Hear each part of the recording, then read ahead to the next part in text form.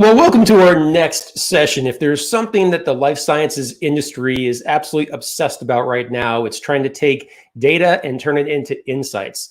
And it's amazing some of the new data sources that are coming online. So we're going to talk a little bit about today and a very special collaboration. I'm really excited to welcome Richard Kho, the Chief Commercial Officer of PicnicHealth, to the summit. Richard, welcome.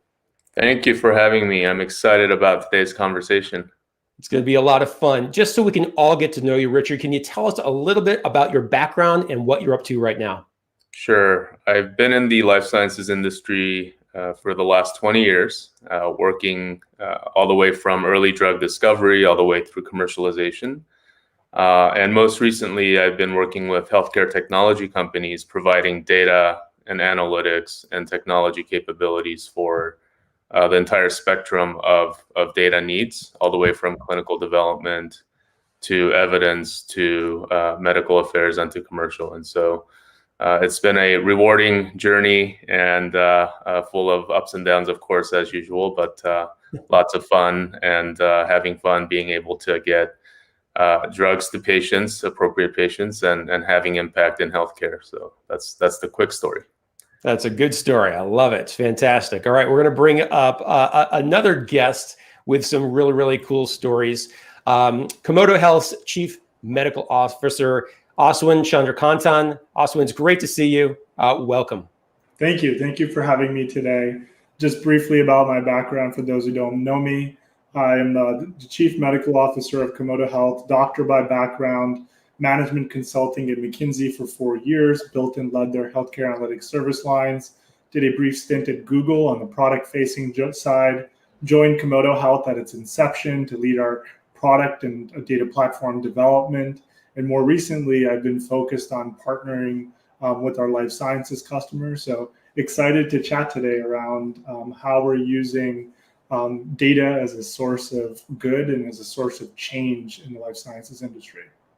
Well, what both of you do, I find incredibly exciting when I think both about my background at 7 different biopharma companies, but also the countless peers that we have that are part of our community. So I know they'll be interested in what you guys are about to talk about. Now, before we get more into this collaboration announcement that I want to share with everybody between your two organizations, Richard, I'm going to start with you. Can you tell us more about what PicnicHealth does?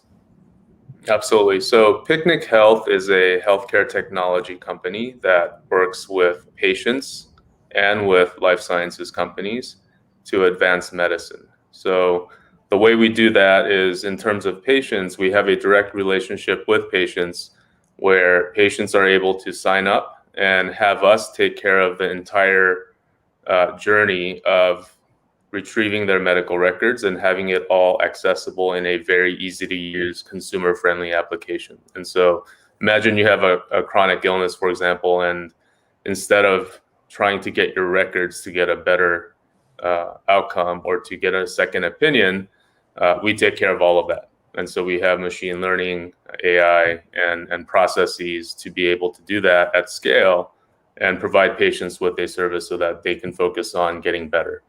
Now, on the research side of things or with life sciences, the underlying data, all of the medical records that are coming in are the most complete real world data that you can get, at least from a medical record perspective. And so, our partners and customers in life sciences are able to use that data for all sorts of use cases. And we can get into some of that a little bit later. But essentially, we work with patients directly. They consent to have their data used for research and for life sciences use cases, and that's the value that we provide on the enterprise side of things. That is really, really fantastic. And I love the origin story behind your company. So I encourage everybody to check out PicnicHealth to learn more about that. Now, Komodo Health has been doing some amazing things over the last few years. Aswin, you guys have gotten a lot of press for a lot of different reasons, but I am absolutely fascinated with the potential of the insights that your company is deriving. Can you tell us a little bit about the Komodo Health journey and how you're, more specifically, how you're helping companies now?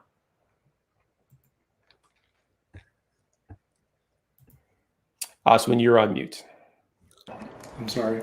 All right. Komodo Health is a healthcare analytics company. We've built the most actionable healthcare map of the market.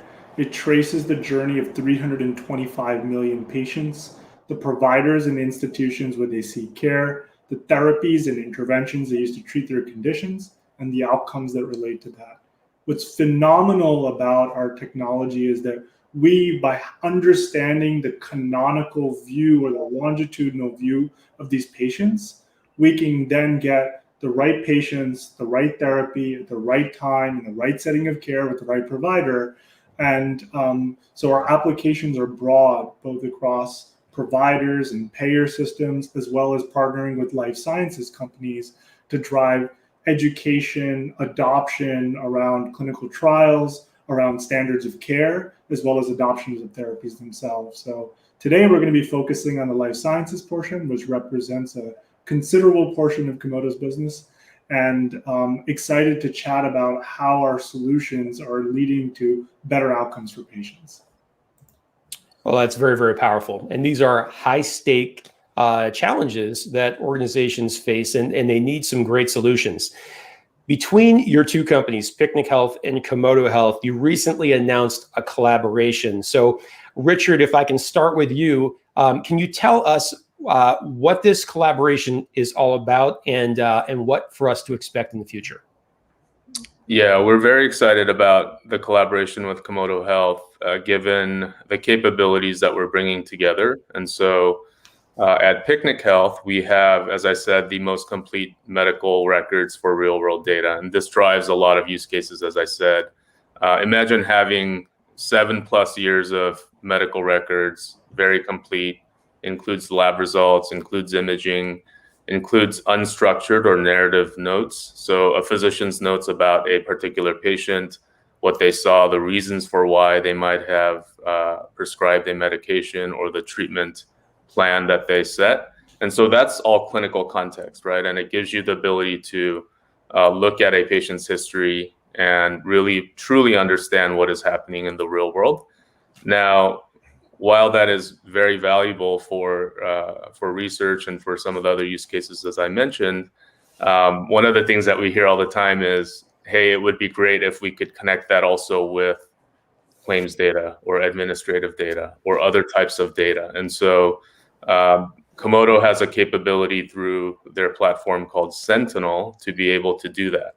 And so what we're offering is the combination of the most complete patient-level real-world medical records combined with the healthcare map that Komodo has through Sentinel. And in that environment, our customers are able to not only get the why or the clinical context for a patient's journey, but then also the what, or how the patient was prescribed a particular drug, or whether what the cost was for that drug, for example. And so that opens up a lot of additional use cases around understanding outcomes, understanding healthcare utilization, understanding pharmacoeconomics, et cetera, that are very powerful when you combine the medical records with the administrative and claims data. As I'm sure many of our audience members know, I mean, that's a gold mine, if you will, to be able to do that. Excellent. So, Aswin, from the Komodo perspective, why are you guys excited about this collaboration? I think this collaboration speaks to the value of combinatorial data assets. And what I mean by that is, all too familiar to the industry in the last 30 years, there's siloed data sets. They operate independently. There's no way of actually bridging between these data sets. And you end up with a sometimes very deep, but narrow, deep view of the patient at a single care setting, but you don't actually know their journey, or you know their journey, but you can't go deep on a specific setting of care. So at Komodo, our belief is that we want to build a 360-degree view of the patient's diagnostic and treatment odyssey in order to learn from the past. I think one of the biggest challenges to date has been that it's not that the data doesn't actually interlink, it's that there's been a lack of incentive or a fearfulness around bringing data sets together. And so at Komodo, our thesis is, we have a patient master to which which is like a trunk of a tree, and you could attach a lot of metadata objects to it. You also have the claims data set, which gives you the longitudinal view of that patient. And in working with companies like Picnic, you're able to add depth to each one of those settings of care, each one of those encounters, understand specific patient demographics or social determinants of health, and you have a canonical and representative view of the population that you're looking to study. So one of the pieces that I would say that we as an industry have not actualized is we've not learned from the journeys of the past, be it commercial, be it clinical development. We oftentimes look at it as, okay, this is a unique patient population, and now we need to start from scratch in terms of data generation, versus like the thesis that Picnic and Komodo shares is, well, why aren't you learning from the journey of hundreds of millions of patients that have already been through the US healthcare system, and using that to work on everything from protocol design to synthetic control arms and virtual registries to commercial targeting to indication and label expansion. So we hope that the journeys of all of these hundreds of millions of patients can be used right here, right now, in order to make informed choices in healthcare. That's really exciting. And I think I know the answer to this, but Aswin, I'm going to ask you just the same. What are the challenges that some life science organizations create for themselves when trying to put their arms around this opportunity? Yeah, I mean, to summarize it very quickly, there's certainly a data fragmentation problem. I think that there's also a signal to noise problem. And to dig into this a little bit deeper, there's a lot of data, but you need to be able to know where you're looking for data. You need to know what data elements are relevant. You need to know if it's relevant in all settings of care. You need to know if it's representative for you to then say, oh, I can make an informed care choice, or I can make a choice around whether or not I want to engage a provider in a specific way. And to date, it's been extremely challenging, A, because of data fragmentation issues, B, because we've lacked the algorithms and the understanding of what do we do next with the data that we have in order to drive activity in the market. And so one of the things that I've seen is that, when teams like medical affairs, commercial, or clinical development teams, when they don't know what to do, they do what they know, and you tend to revert back to the ways in which things have always been done. And that's where I feel like Picnic and Komodo are always pushing our clients around, like, think differently. Yes, it's not going to always be easy. Yes, it's not going to always be necessarily cheap, but it may be the most efficient path, and it might be the one that actually drives the greatest best patient outcome. Yeah, and if I could add to that very quickly, what Aswin said with a clear example. So in multiple myeloma, as any of you who have worked in that space know, there are probably 20 different combinations of therapies that are available. And it depends, of course, on patient status, their situation, and of course, the lines of therapy differ based on whether they're transplant eligible or not. I mean, there's so many things that go into this. And so if you're a pharma company, a team that's working on understanding outcomes, for example, for multiple myeloma patients, to Aswin's point about fragmentation, you might be getting some data from Medicare and it's really delayed and old, or you might be getting some available claims data. You might be getting, of course, your own clinical trial or investigator-initiated studies data. You may be getting, or even deploying more traditional ways of looking at this, which is running an observational study or a site-based study at huge cost, obviously. And so if you think about the complexity of multiple myeloma and, of course, many other diseases out there, to be able to see with hundreds or thousands of patients, how many are on which regimen and what were all of the comorbidities and what were all of the patient characteristics, and then what were the outcomes on top of that. And to be able to do that in a timely way using the deepest and best data available, that's the type of thing that is possible, for example, using PicnicHealth combined with Komodo's capabilities. So I just wanted to share a real example of the types of fragmentation that would be challenging, and then how that's solved by what we're doing together. And just to build on top of the multiple myeloma example, it's interesting. Just a few weeks ago, we were working with a top 20 life sciences client, and we were looking at Emory, and they had selected a very specific investigator, and it turned out that investigator, yes, they were very well known from the conference circuits and publications.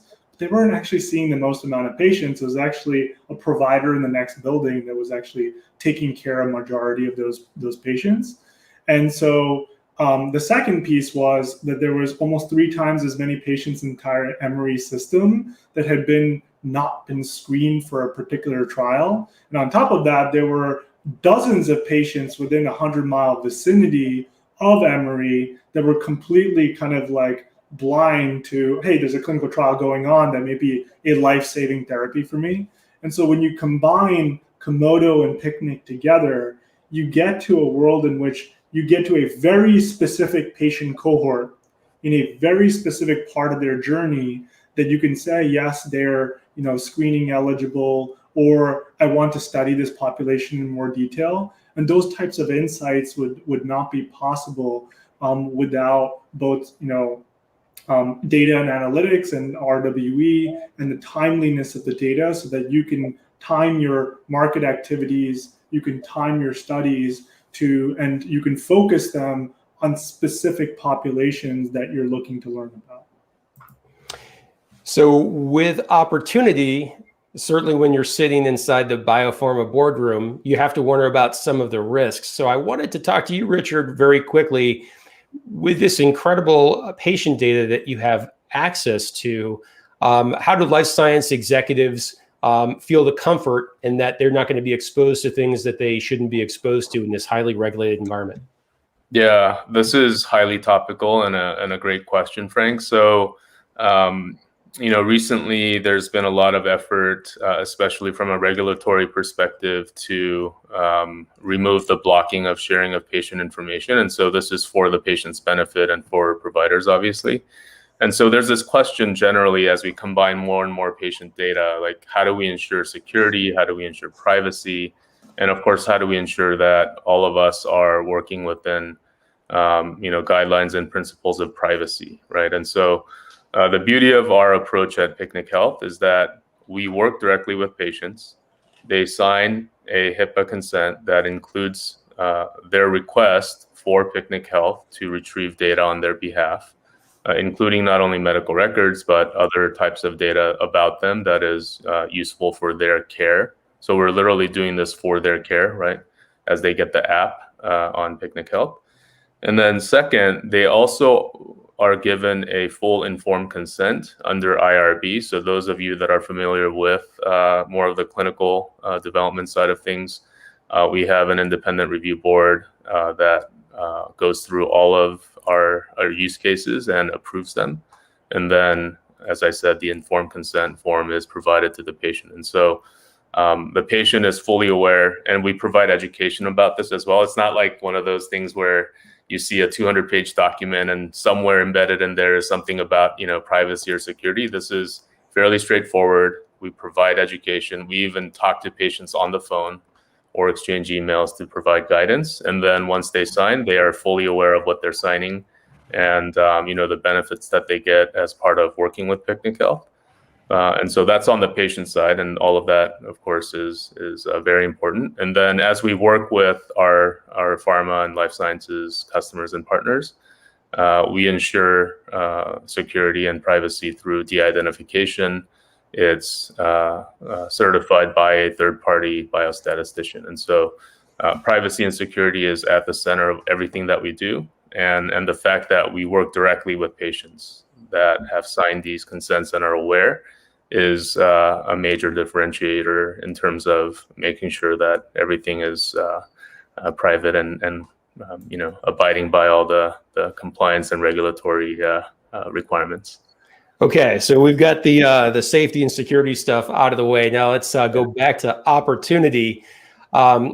So with Komodo Health, Aswin, help us explore some of the possibilities. I know we went a little bit down the path with multiple myeloma, but when you think about the entirety of this healthcare data map that you all are building, are there other therapeutic areas that either are opportunistic or maybe not perfect for a Komodo Health engagement? Great question. Komodo is therapy area agnostic. And the beauty of that is that we trace the journey of 325 million US patients fully de-identified. And what's nice about that is that it allows you to sample or to understand specific patient cohorts that you're looking to study. So we have engagements, everything from diabetes to ovarian cancer to multiple myeloma to ultra rare diseases.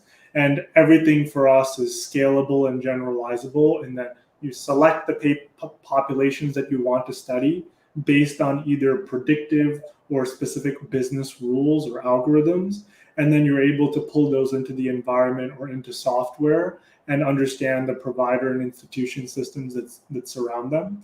And so I think for us, when we really look at the opportunities within life sciences, it's everything from commercial teams being able to effectively have the right conversation at the right time with the right providers and institutions. It's also on the clinical development side, helping with everything from feasibility site selection to real-time patient recruitment. And it's all therapy area agnostic. And what's really nice there is that every single company, every single team thinks about their therapy area or their indication slightly differently. They think about their competitive drug basket differently. They think about the scientific and keyword terms differently. And we are able to configure our analytics software to be particular to our clients' needs, their questions, and their workflows.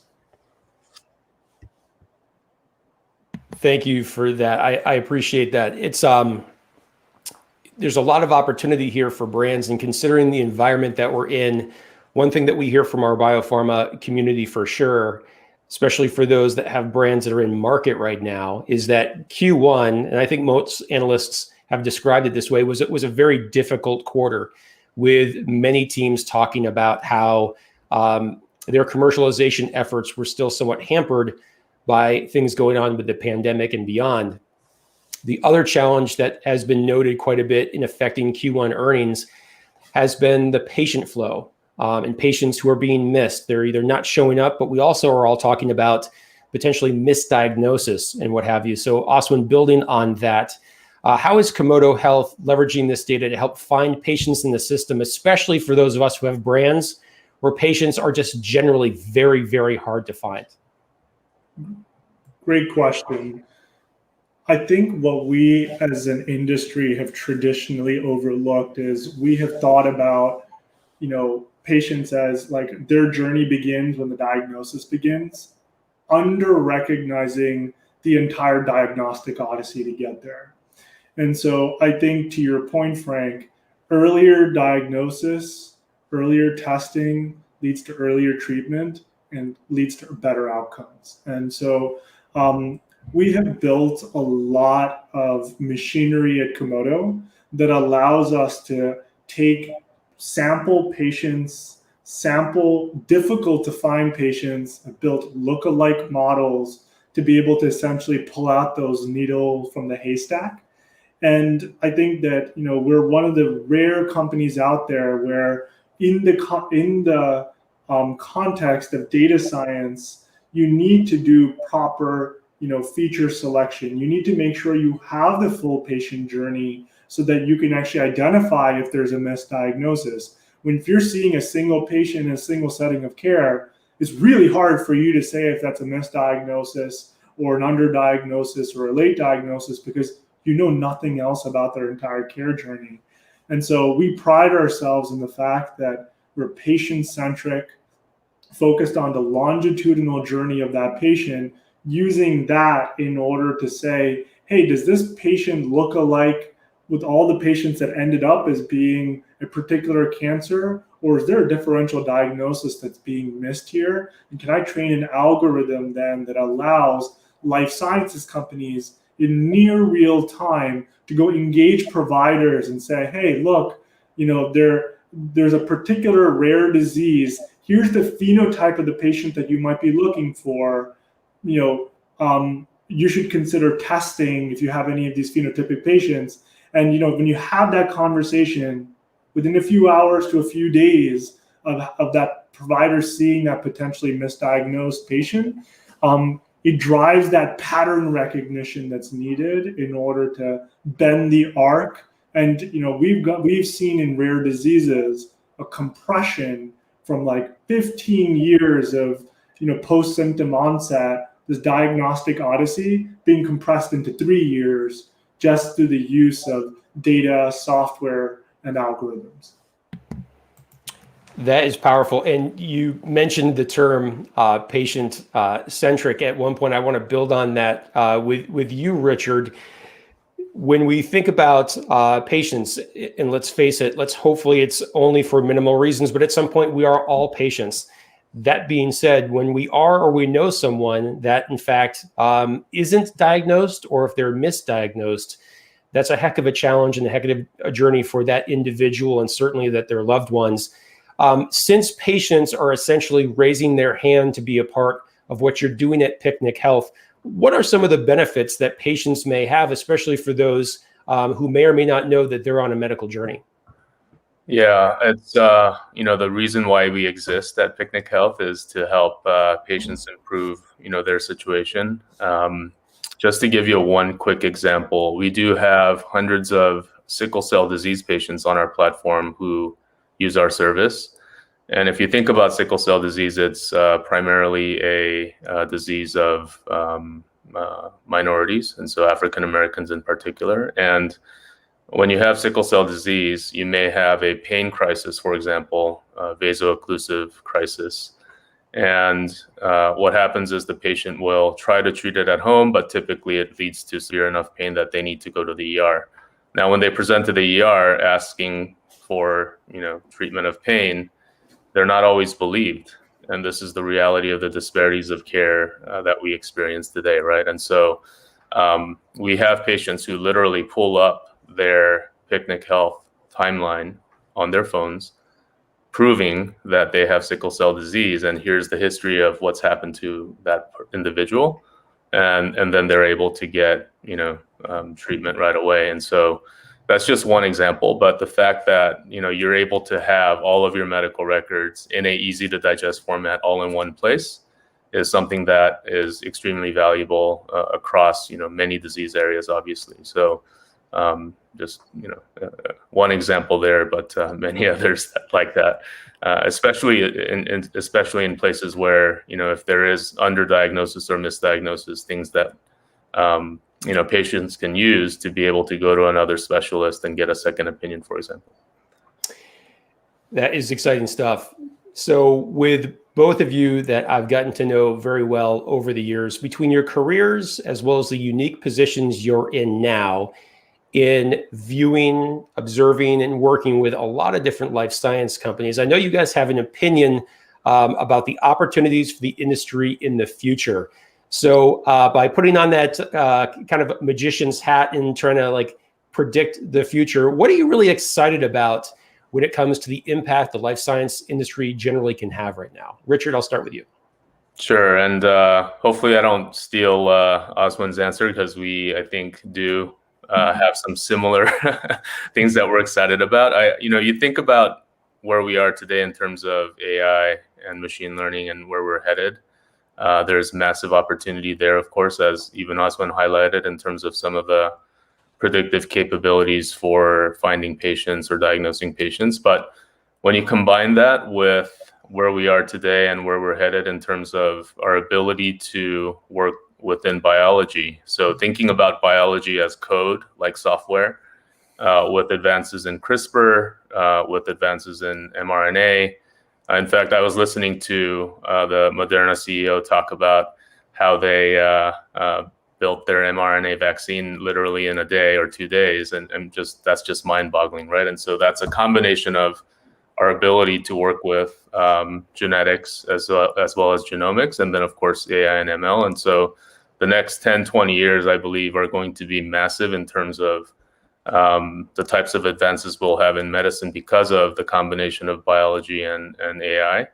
And I think for all of us in this realm that may be attending today or watching this later, the downstream impact of all of that is that there will be new ways of thinking about data and analytics and how we apply that to not only discovery and development, but also for commercialization. And so I would say just stay on top of that and get ahead of it and learn as much as you can in terms of how these advances are going to impact all of our work. That's great. Aswin, let's look into the future. What are your thoughts? Yeah. Richard and I certainly share the aspiration around targeted therapeutics, as well as AI and machine learning. I think that I kind of segregated into two buckets, which is like, what is the promise of tomorrow? And what are the technologies and the things that we should be doing today based on what we already have? And so I think that when I think about the US healthcare system, it's not that we don't have the technologies, the processes, the people, the stakeholders to make patients have the best outcome. It's just that's reserved for the few. And so as a consequence, I think a lot about diversity and inclusion. And so in Richard's case, he just highlighted the vaso-occlusive crisis for sickle cell patients.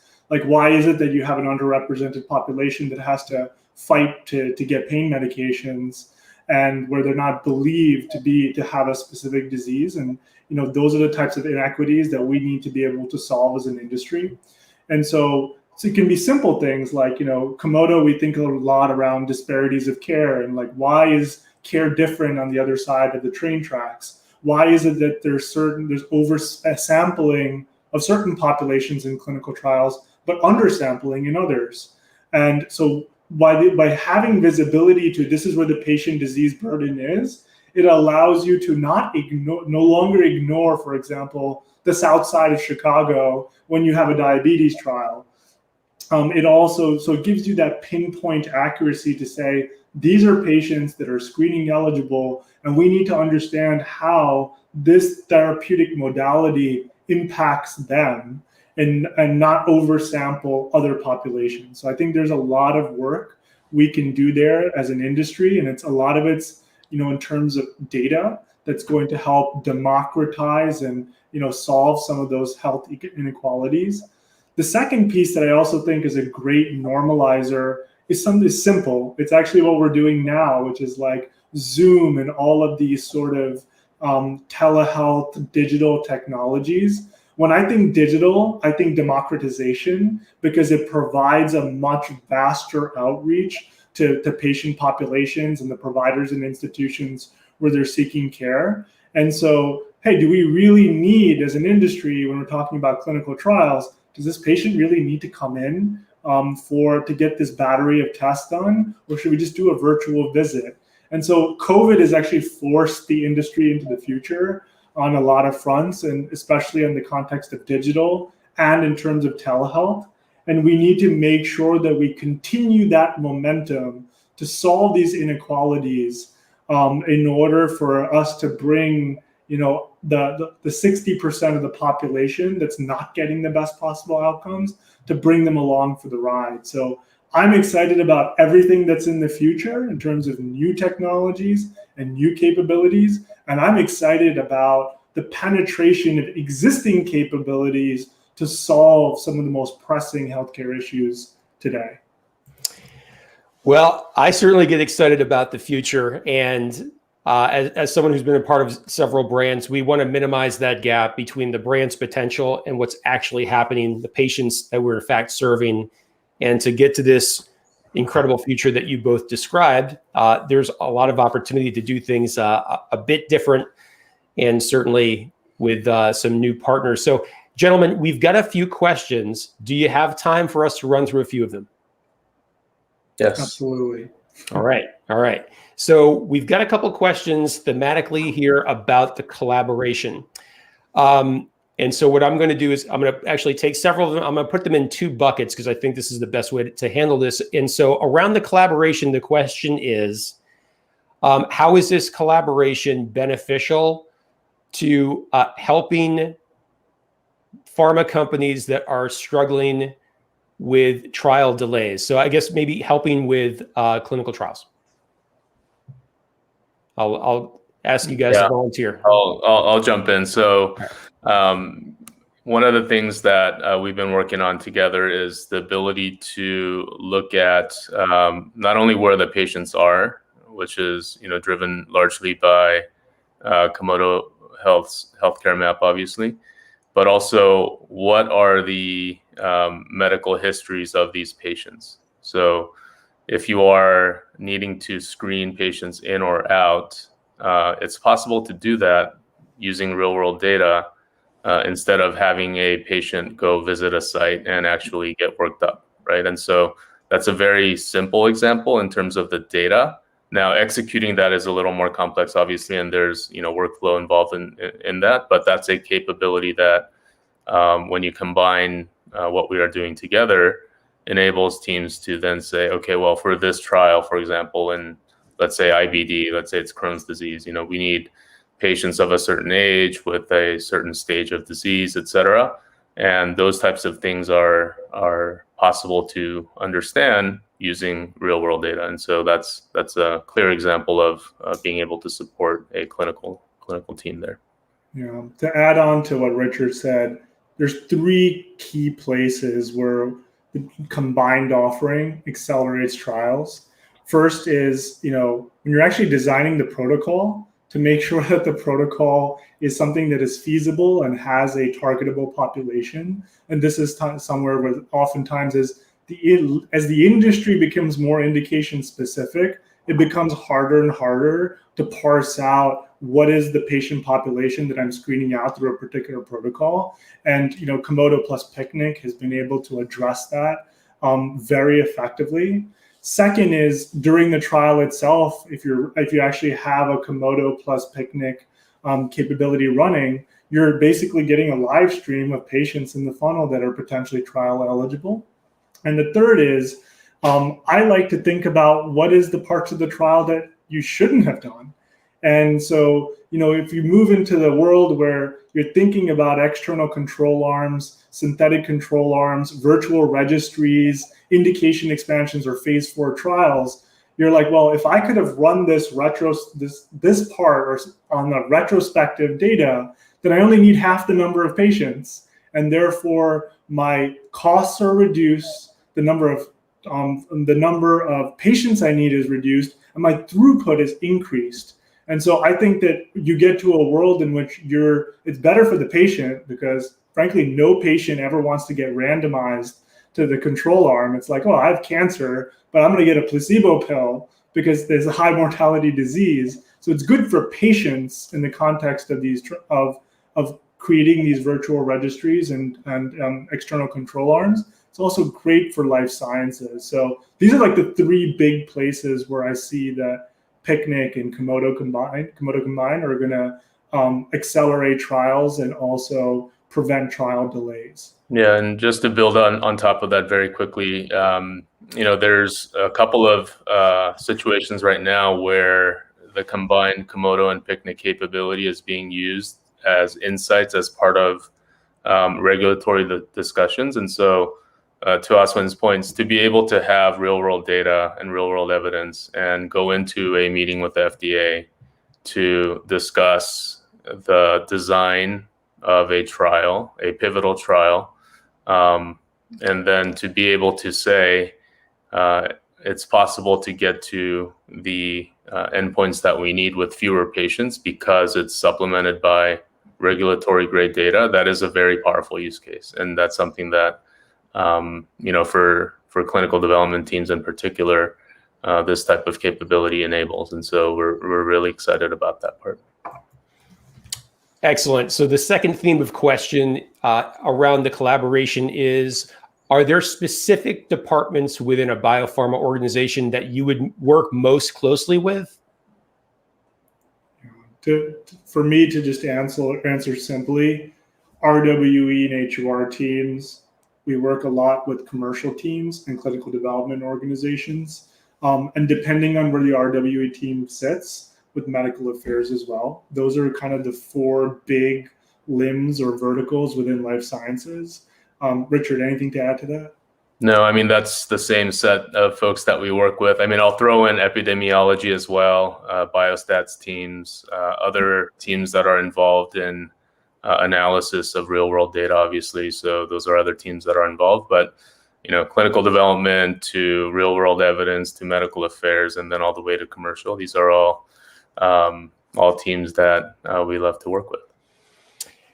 Excellent. So most of our audience tends to be biopharma and medtech executives. I'm believing that perhaps we have some folks from some medical organizations that are asking this question, which is, would your companies individually or through this collaboration be interested or ever work with research-driven medical organizations or even patient advocacy organizations?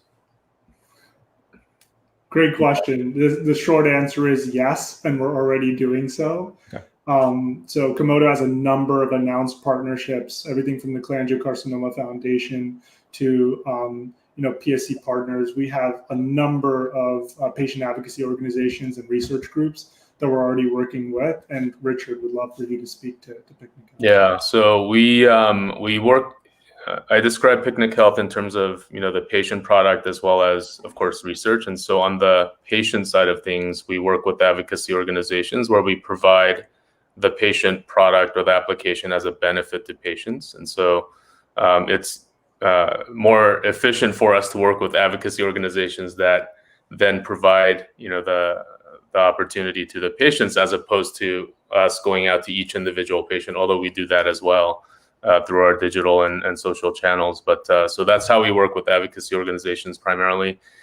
We also work with foundations, research foundations that are interested in solving disease problems. And so we're supplying real world evidence and data for research purposes there. And then lastly, working with large academic centers as well on research problems. And so, this real world data is not just for life sciences. I mean, there's investigators and academic researchers who are very interested in the data. And so what's unique there is that they have their own data from their own centers on these patients, but a lot of times what they're missing is all of the data around where else the patient has been. So if the patient is not on the same EMR system, or the patient is not able to get access to those other records, you don't have a complete picture. And so as we work with top research organizations, I can name Harvard as an example, which is publicized, that we have the ability to provide a deeper understanding of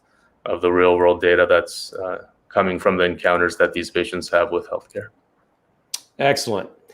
Well, on that note, I'll ask each of you for both closing comments as well as let us know how we can keep in touch with you with what your organizations are doing. So Richard, I'll start with you.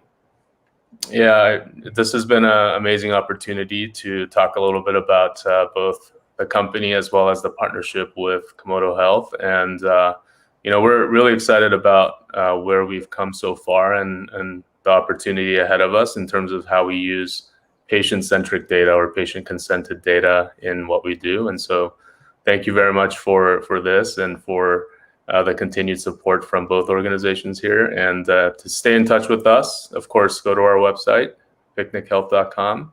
And you can also reach out to me directly via LinkedIn, and I should be pretty easy to find. Sounds great. Aswin, take it away. Yeah. Thank you for this opportunity. I always love the robust discussion. I oftentimes learn a lot of new things, both from Frank as well as from Richard. I would say that as a closing comment, I think that there's so much untapped value in terms of all the journeys of hundreds of millions of patients in the US, and would just encourage everyone to think a little bit around how do we bring that data to bear for your organizations today, right here, right now, because those capabilities exist. The second piece that I would also push for is technology is complementary to a lot of the initiatives and works that your team's already doing, and it can be a great enabler across R&D, commercial, and medical affairs. And I think COVID has already very much proved to us that, we need to drive technology adoption and education. We need to drive better standards of care. And we need to complement traditional ways of working together with some of the newest innovations. And so appreciate the dialogue today, appreciate the continued support of all the 150 plus healthcare companies that Komodo already works with. And thank you to Frank and the team for putting together this event. Well, it's absolutely our pleasure. And I think something that all of our organizations and pharma, biotech, medtech, Picnic Health, Komodo Health, Arsenal all have aligned is that we want the best thing for patients. So if we're going to move closer towards those goals of truly serving them, I think it's really important to understand the innovations that could be a part of narrowing that gap between potential and the actual value that we deliver. So, Richard, thanks for being here. Aswin, it's always a pleasure. And for the entire audience, on behalf of Aswin and Richard and myself here, thank you for spending some time with us. We appreciate it. We'll see you all in the next session. Thanks, everybody. Thank you. Thanks.